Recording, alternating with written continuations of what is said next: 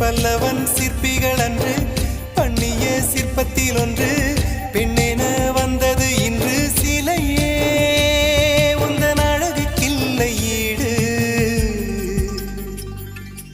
என்ன விலை அழகே சொன்ன விலைக்கு வாங்க வருவேன், விலை உயிர் என்றாலும் தருவேன், இந்த அழகை கண்டு வியந்து போகிறேன்.